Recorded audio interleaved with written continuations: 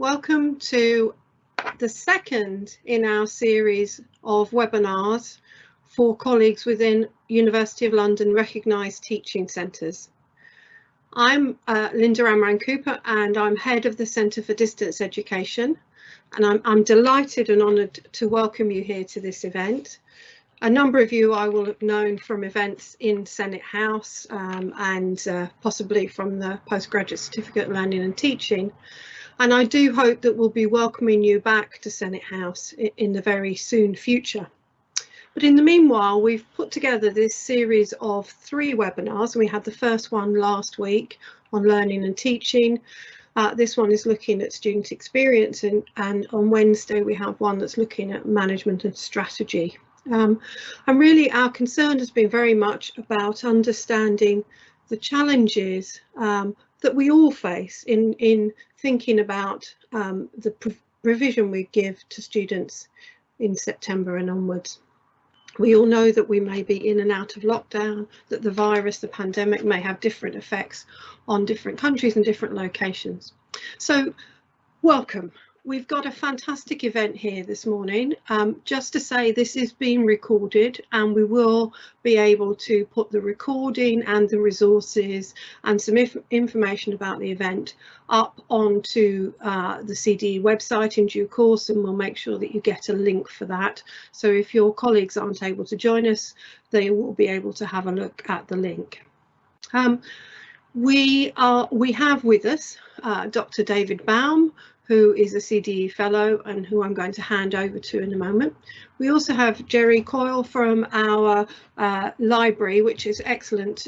You know, the University of London online library has over 1 million objects, so really worth finding out about how our library can support your students. We have Hifsa Tariq, who is our programme officer, working very closely with students on a number of programmes, lots and lots of experience there. So great that she's going to be able to join us. And then we have Jo Harris, who many of you will know, who's Associate Director of Student Experience at the University of London, and she'll be talking about student experience support. So I'm going to hand you over to David now. Just wanted to do a little bit of housekeeping. You will see, I hope, on your screen an opportunity for you to input questions or comments or feedback. As you put those in, as you type those in, there isn't the opportunity, as we're expecting a large audience here, for you to put your mic on or your video on. It's just a written response here. And what we'll do is we'll endeavour to make sure that your questions get answered today and your comments are raised. If we don't get through all of the questions, we will follow up and include that in the resources that are provided. I'm also delighted to have with me Gwyneth Hughes from UCL, who is going to help me to moderate the questions section. So if we do get a lot of questions, we'll be sort of sharing, asking those out to the panel. Okay, David, I'd like to hand over to you if I may. Thank you very much.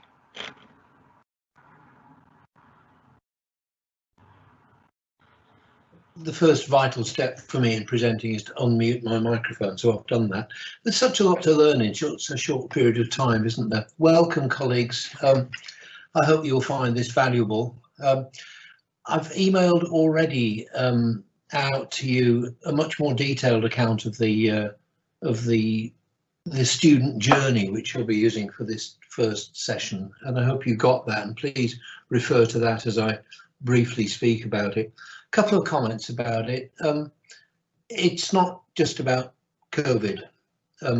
This is what I'm trying to do, is offer a framework for thinking about all the decisions and actions we have to take in supporting our students throughout their encounter with us. The roadmap, if we could have my slides up, please, that would be good.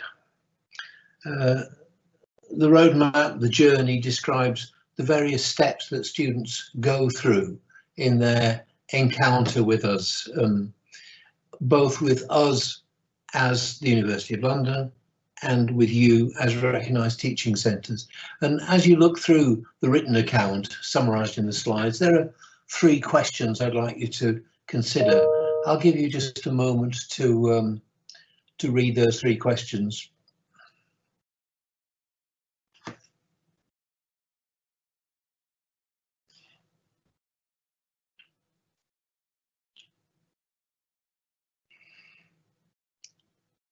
So this account of the student journey is a tool for you to use to review your current practice and to plan what you're going to do, obviously in the extraordinary current circumstances of now and the next academic year, but I hope beyond that.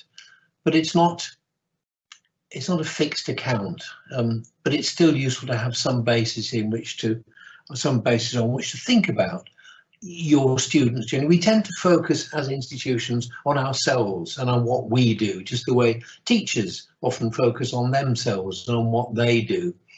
The point about the student journey approach is to shift focus from our own institutions and ourselves and across to the people, okay, candidly, to the people who really matter, the people without whom we would not be doing this, to the students. So it's about the student journey.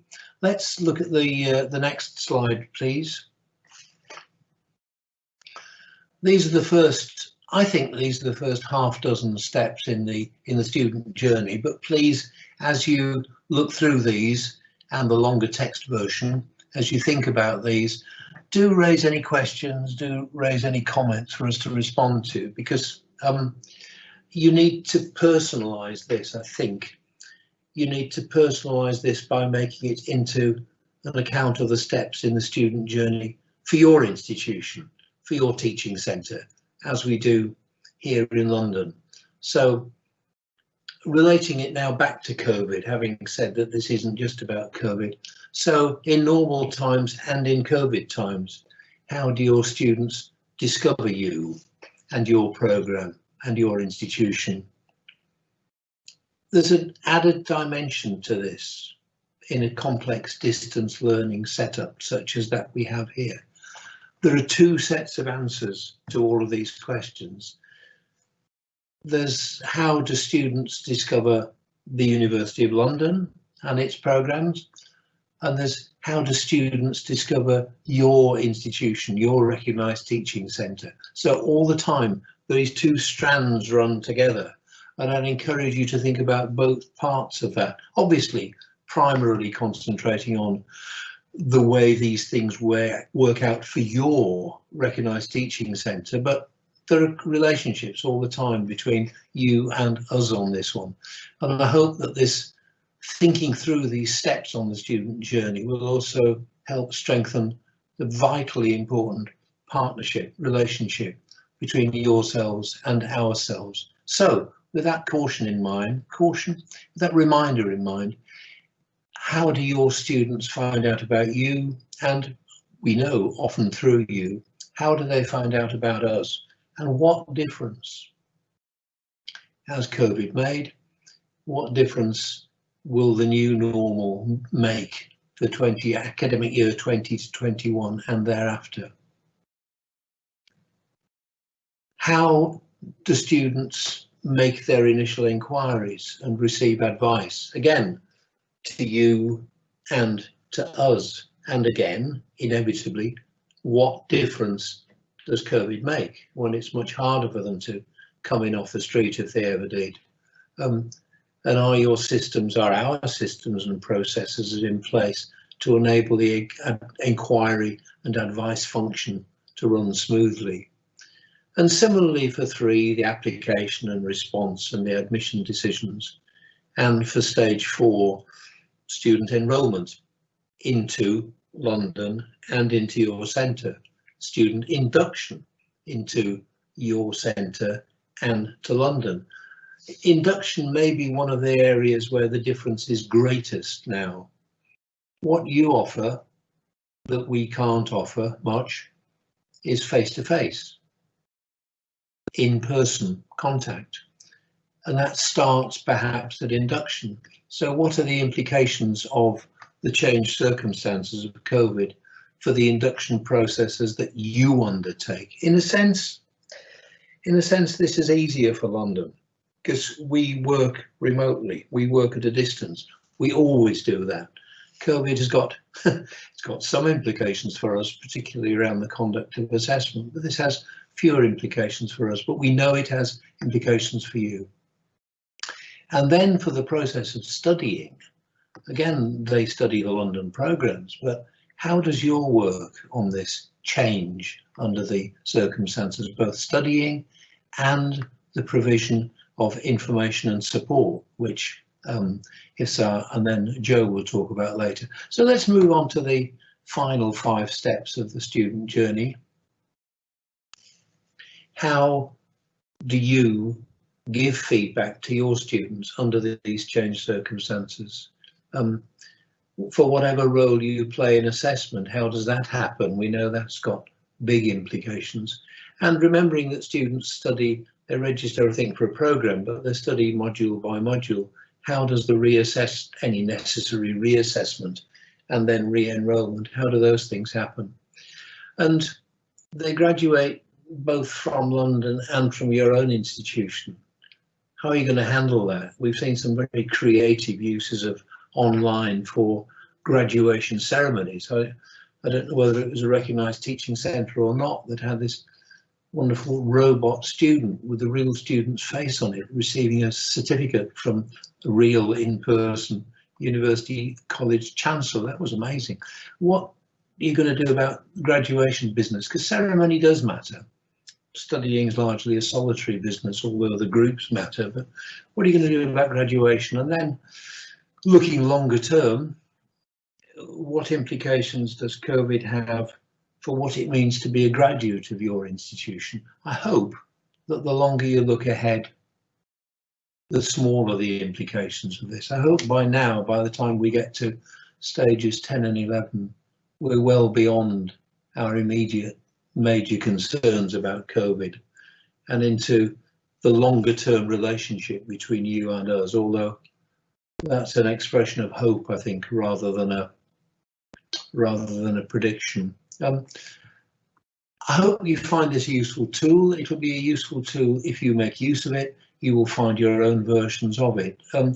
Linda and Gwyneth, are there questions and comments coming through which we might like to react to in the couple of minutes left before I hand over to Hissar around about 11:15?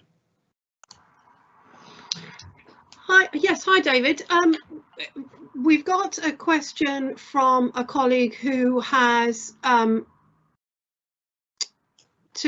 who said, if I may read from them, to counter the changed circumstances and to give the students a comfort of face-to-face interaction, we are conducting student interviews online via Teams and Zoom and MS Teams.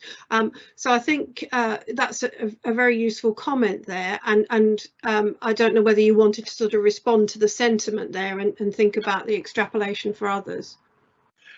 No, and that's tremendous practice. I think the rate of invention going on in the sector is so colossal at the moment that I really hope we can share what we're doing and in an open and candid way, share what works well and what works possibly slightly less well. I hope we can build up a pool of expertise jointly between London and yourselves, the recognised teaching centres, because that will be a huge strength for us in the future, because whatever happens with COVID, things will not go back to precisely how they are now.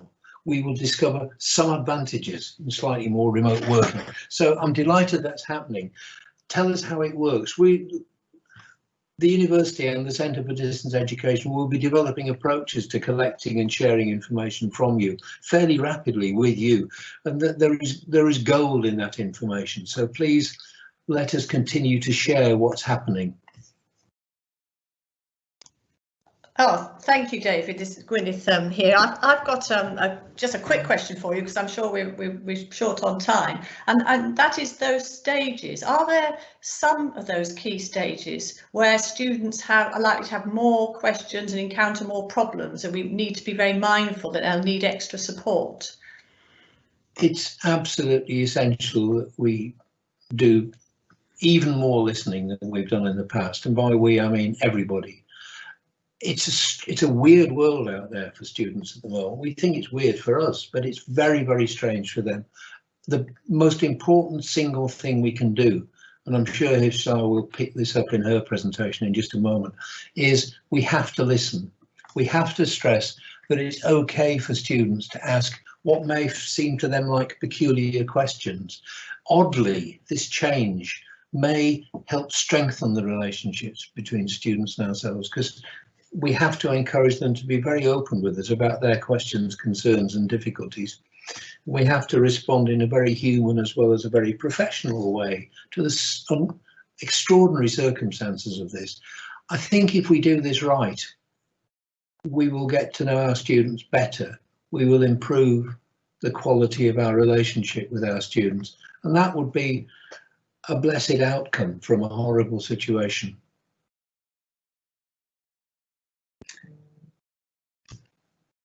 And at this point, we should move on to the next presentation. So Hifsar is ready to go. So Hifsar Tariq, you have perhaps more direct contact with students than many of we do. So you know these things. So over to you, Hifsar. Yeah. Thank you.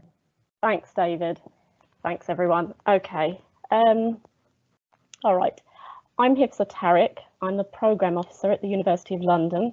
My role involves the support of two academic programmes, the Postgraduate Certificate in Learning and Teaching in Higher Education and the Postgraduate Certificate in International Sports Management. I've worked with students for around 10 years in different universities across London. So in this presentation, I'm going to outline the provision we have at the University of London to support students, and then move on to some of the key issues you may face when dealing with your own students, whether in person or online. As you listen, I hope you'll be thinking about your own local context, about the nature of support you already provide, and hopefully offer you some useful tips and ideas. If you're supporting University of London programmes, you might also want to spend some time thinking about how you manage students on those programmes, which questions your teaching centre will be answering and which you need to direct to the University of London. It's really important that the questions are directed to the correct place. This presentation is more general, aimed at helping you find ways to support all your students. So can I have the next slide, please? The University of London provides support via an online inquiry system over the phone and, when safe to do so, in person. We also have a comprehensive set of frequently asked questions which the student can access via our website. The inquiries made by the online system are received by a student advice centre. They then triage these inquiries and pass them along to other colleagues as required. We received around 20,000 inquiries a year. We've also compiled a useful information searchable database where students can type in some keywords and information containing those keywords will appear, and this forms our frequently asked questions system. It's essential that your students know how they can access the support systems and when they should be using them. However strong your support system is, it can only provide support to those who know it's there. We highlight our inquiry system in our initial communications, right from the student's application through to their graduation. The frequently asked questions are signposted in correspondence as well as on our website under the Contact Us link. Can I have the next slide, please?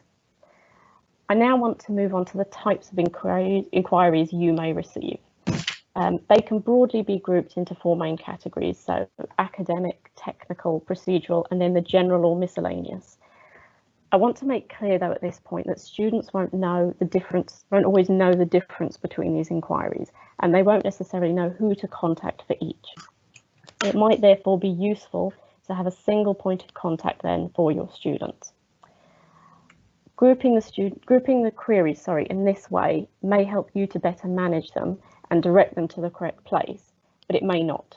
You may find that the systems of support, you may need to make sure the systems of support in your work institution work for you and for your students. So going into the types of inquiries, the academic ones are related to the academic content that the student is studying. So for example, they may need advice or guidance on a particular activity or understanding key concepts on a topic. The technical inquiries relate to the systems the students use to engage with in order to complete their studies. So needing to use an online system to submit work or to register for something, they may encounter broken links and things like that. The procedural queries relate to the regulations, and these are specific to the programme of study and the particular processes and regulations you have at your institution that a student must abide by. So, for example, they may have questions related to an extension for work, how their work is marked, and specific processes that relate to the studies they're taking. And the last one is just the general and miscellaneous, things that maybe don't fall into any of the above. Something like how many hours they need to spend on a particular module, or wanting more information on a particular program. Can I have the next slide, please? So now I want to move on to some ways that you may want to support your students. I want to remind you again that this is only meant as guidance, and your focus should really be your own local context and what works for your institution and for your students. So the first one is communication channels should be obvious to the student. Be clear about how your students can contact you. Whatever the system you have in place, whether it's primarily email or telephone, whether it's in-person drop-in sessions, whether it's chatbots, Zoom, whatever you have in place, be clear about it. Make sure your students know about it. The second one is know your regulations and systems. Make sure you know how to use all the technical systems that you're asking students to use. That way, whenever a query comes up, you know exactly what to advise. In terms of regulations, keep track of the regulations and any updates there have been. It's really important that if there are temporary changes, especially in this kind of environment, that if there are temporary changes to regulations or processes, these are communicated clearly with very specific guidance on when these are applicable, for how long and for whom. Number 3, put your processes, procedures and regulations into clear, simple instructions. Few things are worse for a student than to ask a question and receive an answer that they cannot understand. So try and be clear and concise. Your answer should be simple to allow the student the best chance of acting on it. Number 4, acknowledge that life happens, and this is particularly pertinent in this situation. Life can sometimes mean that a student has a break from their studies, they miss class, or they fail to submit work. Students may contact you at these times when they're in distress or when they're unwell. They will appreciate a clear answer to allow them to take the next steps, rather than needing to decipher information or ask further questions at what could be a really difficult time for them. Number 5 is to create templates and frequently asked questions. Preparation is key when dealing with any change, and so preparing templates of information or annotated screenshots of technical processes can really help in minimizing the time you spend responding to the students. These templates and frequently asked questions can then be shared between colleagues, and that will lessen the workload for everyone. Number 6, talk to your colleagues regularly about what queries they're receiving. If everyone is receiving lots of queries about a particular process, then you may wish to discuss improvements or a uniform way of dealing with those particular queries. In the medium term, you may be able to design out some of the circumstances that led to these queries. In the short term, you can generate frequently asked questions. So lastly, number 7, when dealing with online systems, don't assume that your students are digital natives. Some students spend lots of time online, but this doesn't mean that they know how to engage with the online learning platforms or navigate your online systems. And then there are other students for whom the online space is very unfamiliar. So try and form your answers with both types of students in mind, to ensure that your reply contains easy to follow instructions and guidance that can be acted on by everyone. Avoid using jargon, and where possible, use images or screenshots to aid your explanations. Can I have the last slide, please? So thanks for listening. I hope this helps in supporting your students, and I'm happy to answer any questions you might have. Yes, sir, that's terrific advice. Thank you very much indeed. We all get so deeply into our own systems and processes and locations and so on that we sometimes forget that what we're offering is new and unfamiliar and possibly even scary to students. We've got to make it okay for them to ask questions, and you gave great advice on that.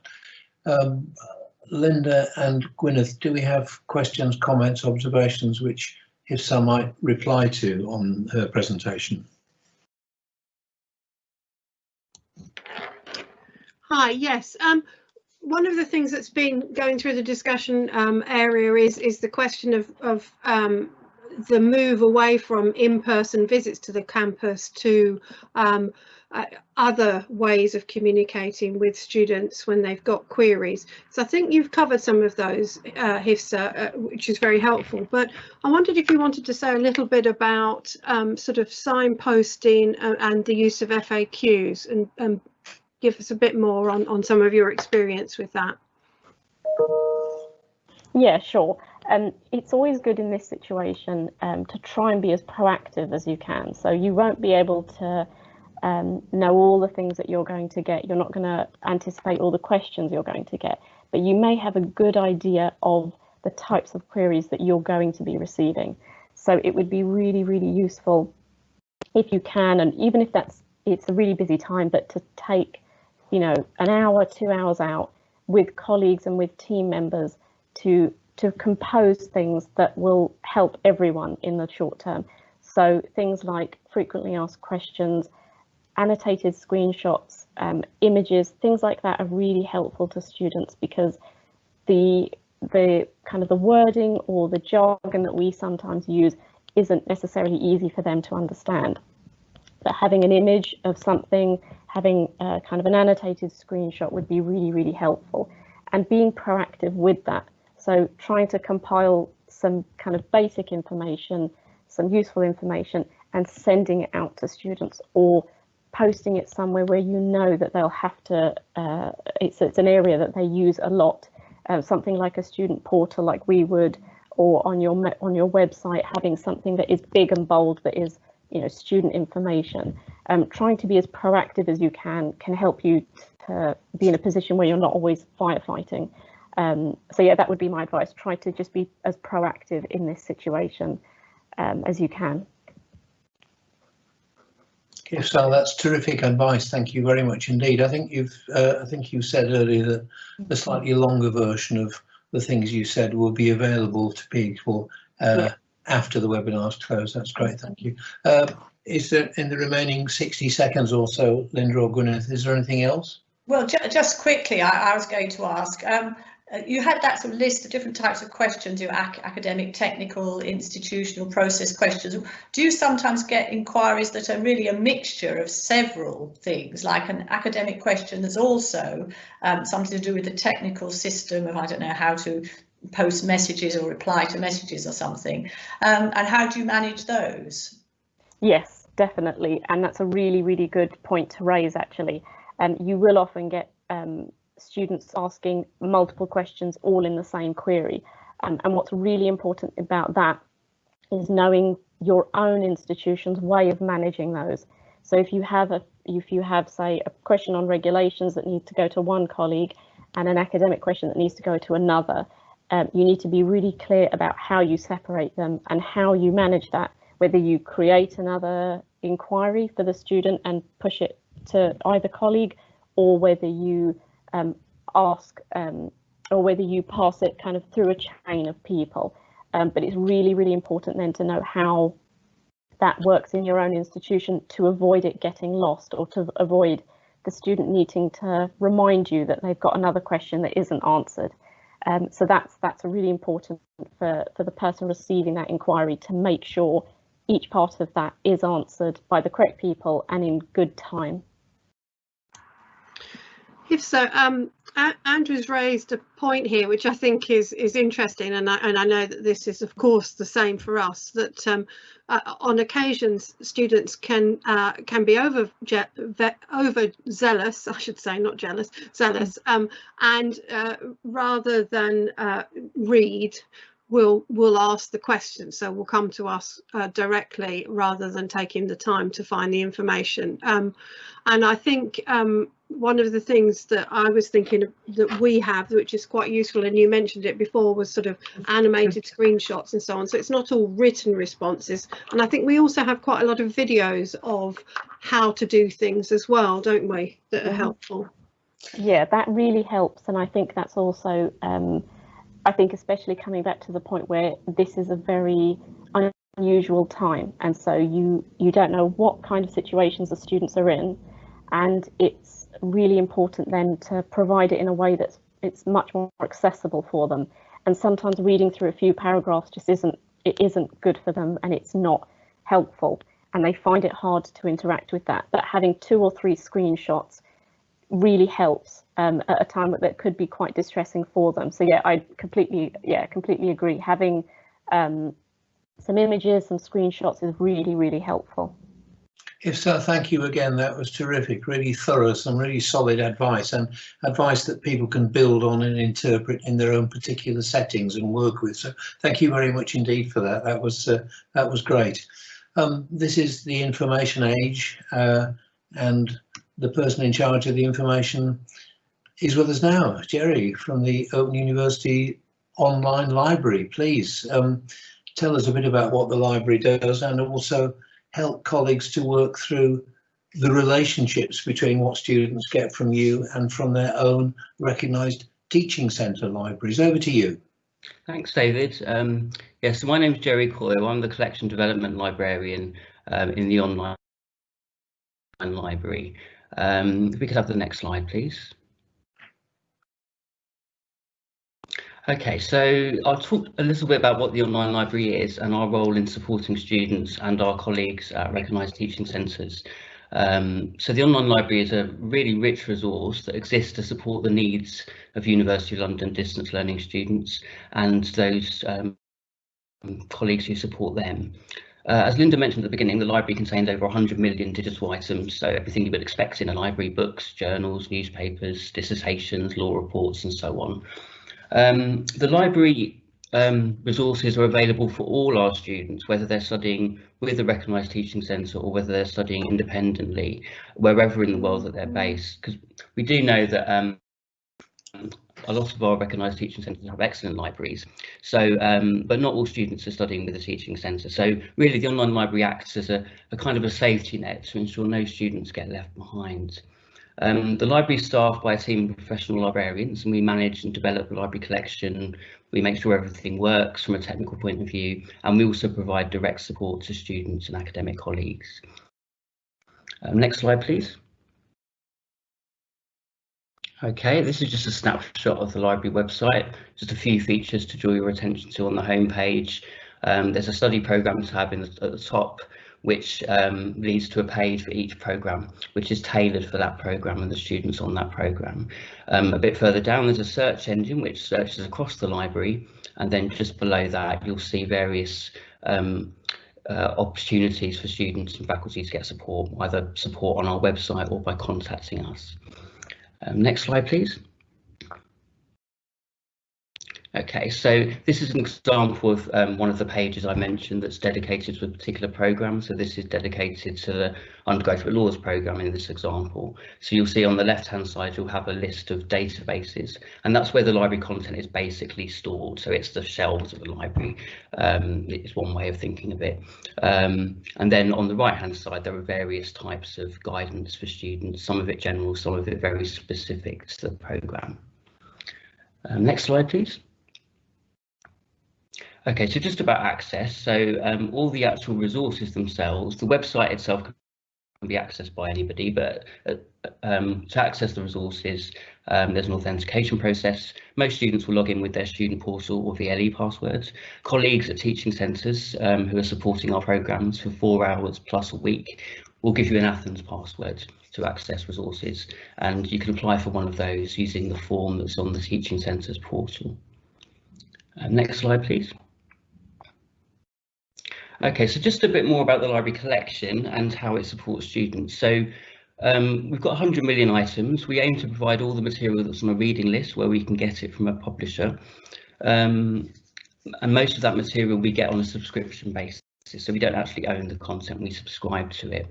And what we've noticed, I mean, in a COVID-19 world, because everything is online, we've been able to continue offering the same service without any real disruption, because we don't have any physical collections and students don't need to physically access material in the online library. They can do it from wherever they are and whenever they are. So that's been really useful, I think, and in some ways we've struggled less than universities that rely more heavily on a physical library collection.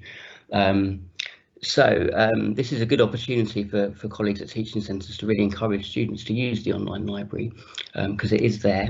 It's available for everybody. Students and faculty can suggest items for purchase. There's a form on the library website for that if it's something we don't have.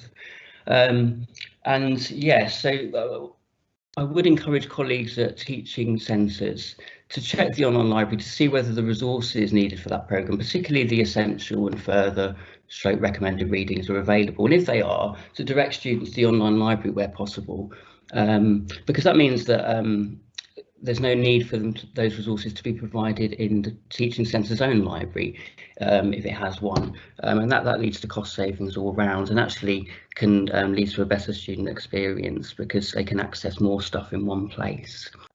Okay, so just a bit about how we support students and colleagues at teaching centres. So there's lots of useful information on the library. We've got videos explaining how to use the various resources. We provide induction materials on programmes, VLEs as well. And we also offer a direct inquiry service. So students and colleagues at teaching centres can get in touch by email, phone, or we've got a live web chat service with any questions that they might have. So it's something we really encourage people to use, and it is a service that is used.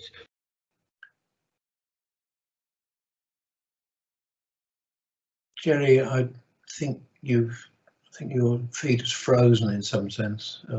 Andrew, are you able to help us out here?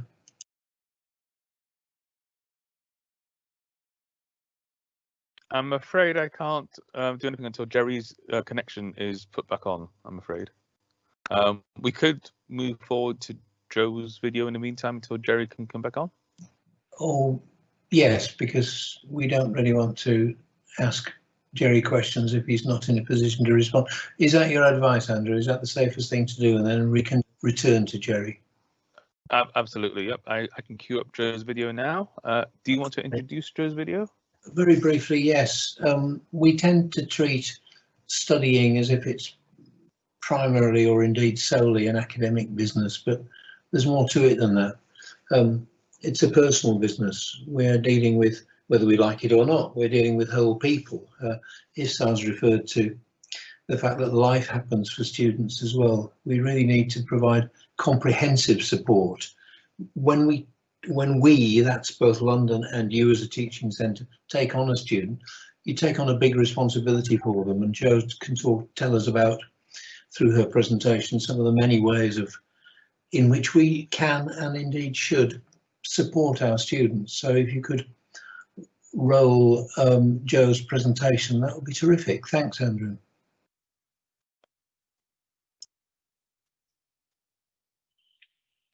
Hello, it's good to be here. Thank you for inviting me. My name is Jo Harris. I've been with the university for many years and in this role for 4 years. Throughout my presentation today, I hope to show you what we are doing as a university to support our students, how our teaching centre colleagues can use or signpost the resources that we offer, and provide ideas to help you to support your students when face-to-face provision is less possible. I will cover our onboarding work, student online induction, community building, wellbeing and pastoral support at a distance, and our careers and employability provision as we move into a new post-COVID world. I would like to show you what happens when a student first registers with us and they enter the student portal for the first time. Immediately and as a one-off, a welcome video automatically plays. At the end of this welcome, we have a hello video from our staff who are all multinational, saying hello to our worldwide students in their own language. We believe this builds a sense of belonging and community right from the start of their student journey. These videos follow with a simple, intuitive overview of the student tasks and how-to guides. This year, we have also included a tour of Senate House, which is presented by our Director of Academic and Student Services, Tim Wade.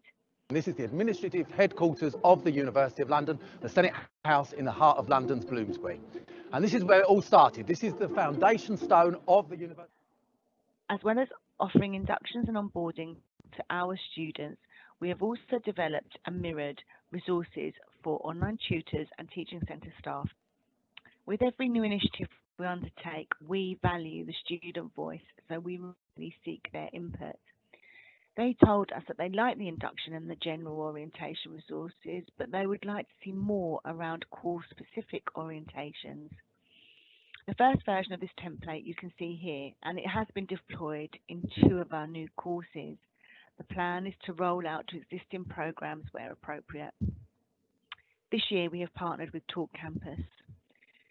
Peer support is an effective, well-evidenced mechanism to support people with various mental health issues. This app is available 24/7, 365 days a year, and is free at the point of use for all of our students. It can be downloaded via the App Store or Google Play, and students use their University of London email address to verify their account.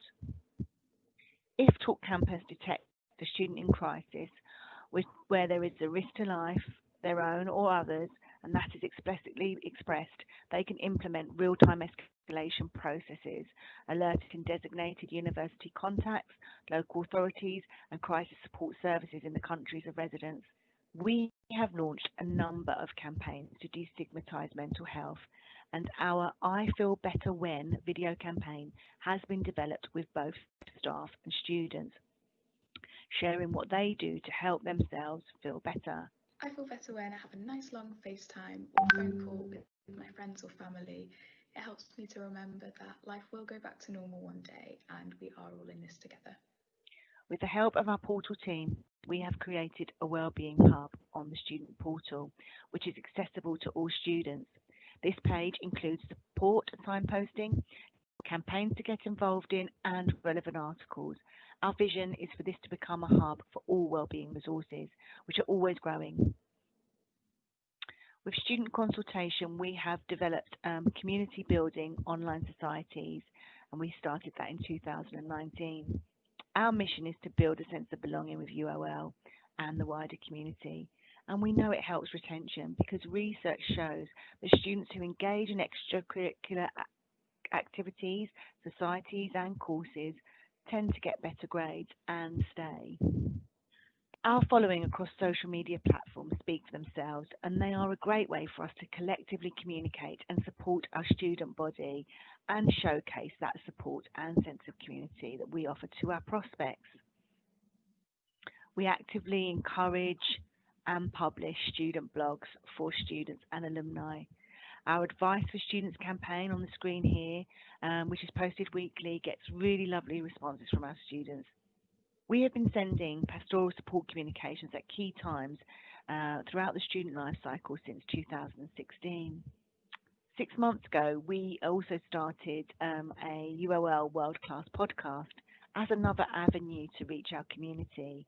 It's been downloaded over 2,000 times in over 100 countries. A recent podcast was a wellbeing special, bringing together a panel from across the university. This is a brief video we put together for our students to promote the podcast. In this episode, Jo Harris, the Associate Director of Student Experience at the University of London, is joined remotely by a panel of guests from the university to discuss mental health and wellbeing during the global COVID-19 pandemic. I'm going to start off with Adrian and ask you, Adrian, last year we started building a new VLE to sit within the student portal called learn.london.ac.uk.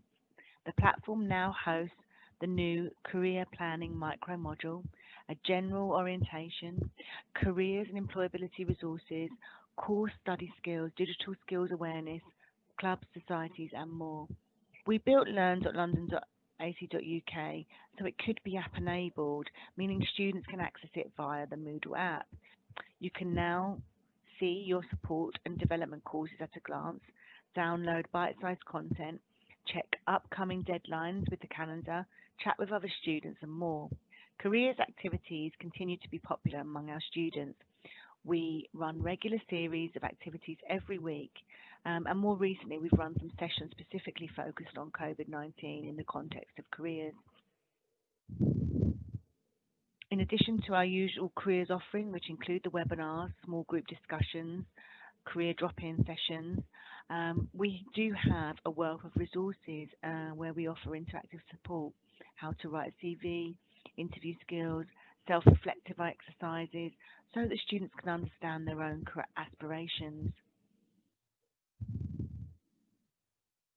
The recent commission of a career planning micro-module, which is non-credit bearing but transcriptable if completed, is designed to sit alongside students' academic study. It's available to all 50,000 students, and it provides a structured support for developing career plans in a changing working world where digital disruption and economic shocks are prevalent. We are delighted to have had the opportunity to offer our students virtual internships this summer with the support of our colleagues at the Careers Group. Offering internship and networking opportunities online with high-value organisations such as Ernst & Young, Amazon, PwC, Bloomberg and Goldman Sachs, to name a few. There is also an on-demand version for those students unable to attend the sessions live. Across our federation, our students are leading the number of applications for these internships, and 99% of students who have attended would recommend the offer. We hope to run more of these in the future. Thank you. Any questions?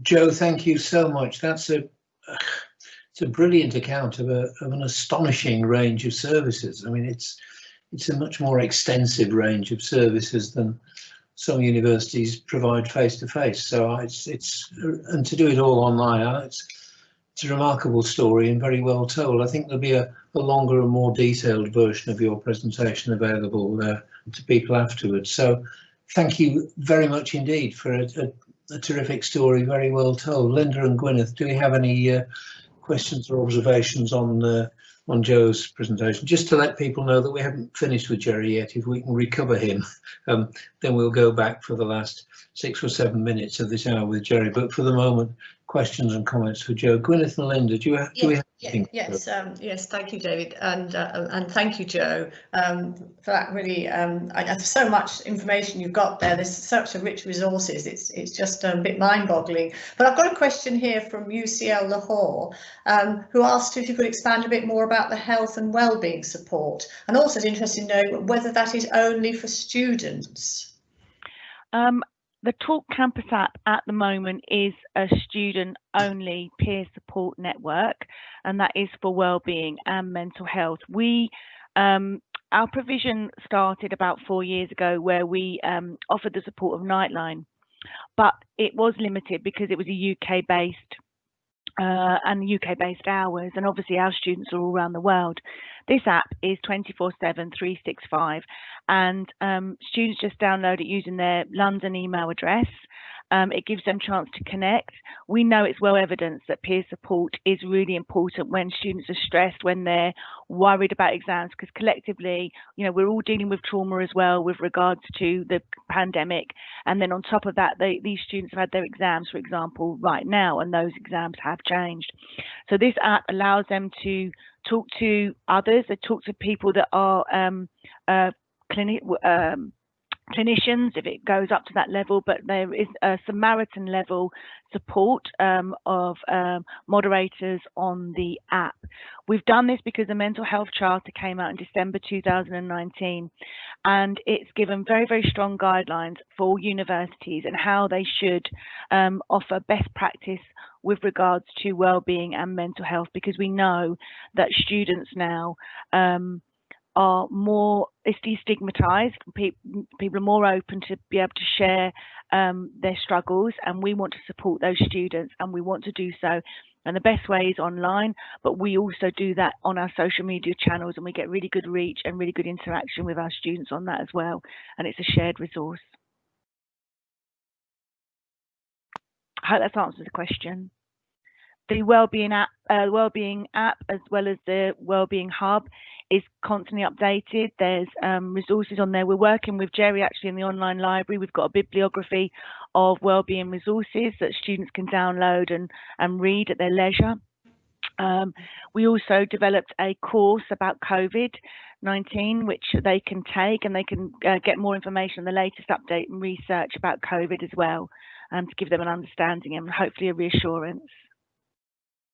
Yes, thank you. So presumably it is for students, not for staff or support staff or anybody else. At the moment, that is only for students. There is obviously at the University of London, there is work ongoing about supporting staff, but we haven't thus far rolled it out for teaching centre staff. But if we could do, if we give them a london.ac.uk email address, if we get that connected, we are able to offer them the opportunity to go online on the app. Is there perhaps one more question or comment? Because then we will go back to Jerry for the rest of his presentation. Anything else for Joe, Gwyneth, or Linda? So it's Linda. Joe, I was really interested in the discussion there around student wellbeing. Can you say a little bit about sort of uptake and whether that's different in the time of COVID, excuse me, in comparison to previously? Well, we actually only went live in March with the app. Prior to that, we had Nightline, which was students could interact via email, phone call, or instant message. And because of confidentiality, we don't ask specifics about how many students and where. But there was obviously the reach now with the app. We do know how many students. We don't know names or anything because they can go online as a avatar if they want. They don't have to use their own name. It's just the app is enabled to recognise their email address as in the london.ac.uk bit, not their name. And we are able to see an increase, yes, and more so anyway with wellbeing and the support that we provide always increases around exam time. That is a bit of a spike that we always get. Joe, sorry, David, there's just a very quick practical question, if I might ask, that's been raised by somebody in the discussion area. It's just around confidentiality, Joe, confidentiality of Talk Campus. Yes, it's been through there's a longer presentation, which obviously I only had 8 minutes, so I wasn't able to expand on everything that we've done, but it went through rigorous GDPR, all of the standards that are required to make sure that students are protected, their identity is protected, and they are in a supported environment with the right help.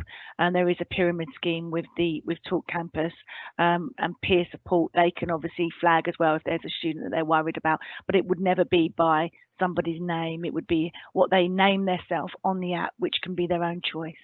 Joe, thank you so much. That's terrific. And as we said, a longer version will be available afterwards. And now, showing the flexibility of online working, back to Jerry. I've got Gwyneth here. I've got a question here for Jerry about. Jerry perhaps wants to do his final slide before we go. Oh yes, of course. Yes, go ahead. Yes. Thank you very much, Gwyneth. Jerry.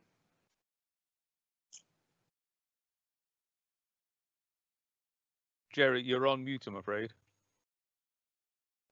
Sorry about that. Sorry for the disruption earlier. I'll just quickly go through this final slide and then I'll take any questions that you might have. So just a bit about the student experience. We know students value the online library. In the last student survey, 73% of students agreed that the online library resources and services help them with their programme, and that's quite a significant improvement on last year. We've made some changes this year. We introduced a single sign-on system to make it easier for students to access the library. For example, we also added an additional ebook platform so we can increase the provision of e-textbooks in the library, and we continue to add new resources as and when we can, and we always try to make sure as much essential reading material is available. So for example, at the moment, around 80% of the essential readings for the EMFSS programme are available in the library, which is a significant improvement on a few years ago. So we're constantly trying to improve the library and improve the student experience of the library. Okay, I'll be happy to take any questions. Good, thank you. And that you might have. Linda and or Gwyneth, what's cropped for Jerry? Yes. There's a question here from Singapore, from Sadie Jane, and she says it's good to hear what you're doing in the library, but have the requests for getting help with the library e-resources increased or stayed the same, and which has proved more popular, email, live chat or phone? That's a good question. There has been an increase. I think phone is always the least popular for obvious reasons. So our the emails is still probably the biggest, the most used channel. The live chat service, it's available 9 to 5 Monday to Friday. So obviously not all students can make use of that, but we aim to answer emails either the next day or certainly within 2 to 3 days. So yes, I hope that answers that. Jerry, a practical question. Sadie Jane is also asking, what's the extra ebook platform? So we now use a platform called ProQuest eBook Central. That's the additional platform, and it means that we can get some extra books that we couldn't get via our existing ebook platform. So so we've got 3 in total now. But we do have ebooks in other bits of the library too. They're just they're just 3 main ones. So ProQuest is the answer. Okay, and it's sort of a constant expansion of the facilities that the students are able to access through, as the digital publishing world changes and develops itself. Yes, exactly. There was another practical question, which was about the Athens getting staff at the teaching centres getting an Athens password. A, how do you do it, and B, what would the advantage to that be? So in terms of how to do it, there's a form on the teaching centres portal that can be completed, or you can email us and we'll send out the form. It does need to be signed by hand in order to comply with our licenses with various different publishers and providers. There's no advantage to using Athens, it's just a different system. We're just aware that not all teaching centre staff necessarily use the portal, so that Athens is another way of doing it. So there is an advantage. You can't access anything more or less with Athens than with a portal login, and if you have a portal login you can use that, but you still need to complete the form so we can set that up for you. Anything else, Linda or Gwyneth? There's a more systemic question, I think, which Joe, I think you might be able to answer this as we head towards the end of the session. It's a question about the portal or the VLE for students is slightly different to what the teachers, the administrators have in the teaching centres. It's raised some issues in COVID. Can this be changed in any way? So I guess it's about staff in the teaching centres knowing what students have access to and understanding what they have access to. Yeah, are they referring in regards to the online assessment and those changes made to the VLEs? It's not specific. It's specific in that way. Yeah. Is it worth just sort of talking very briefly about the update to the teaching centres portal and what? Yeah, I mean, there's actually a complete update of all the portal provision due in August. It's moving to a new platform. It will be down only for a little while. It's all ready to be uploaded, and that will be more aligned because it will be on a new platform and it's been all totally recently updated. So it might be worth waiting for that, which is I think it's the 8th of August. Brilliant. That will Okay. be updated. No, that's great. Thanks, Joe. David, we're sort of coming to the end of the time that we've asked colleagues to join us. We can go over that time a little bit, but we recognise that some people may need to leave for other meetings, etc. within the audience. Was there anything you wanted to do to sum up, David, and then? I think I'll probably want to do exactly the same as you, Linda, which is to thank everybody very much indeed. Here's Jerry and Joe from London and colleagues from the recognised teaching centres around the world for joining us and for contributing, and to reassure that the resources from today will be made available by some means in the fairly near future. And above all, perhaps to the teaching centres, tell us what more you need. We're here to help, we're here to support. Tell us what you need, but back to you to close, Linda. Thank you. Okay, well, thank you very much. Thank you very much to my colleagues who've presented here and to the audience for participating. We will download the question set and hope to provide sort of that within the material that's given out, and we'll be sending you a link to the material, which you're welcome to share with other colleagues within your institution. And just to add on to the teaching portal note that Joe mentioned, that it will be updated, and by September it will include an enhanced set of resources available for staff development. So that's for your staff development. Some of that's been led by the Centre for Distance Education. So this is the start of an enhanced set of resources and support for teaching centres through the Centre for Distance Education. And we look forward to working with you. And as David mentioned, we'd welcome your feedback on what more we can do to support you, to develop your staff, but also to support the students, the University of London students. We wish everybody health and safety in the next year, coming months, and hope that life returns to a more stable new environment as soon as possible. Thank you very much for joining us. We will be in touch with the links. Thank you. Goodbye. Goodbye.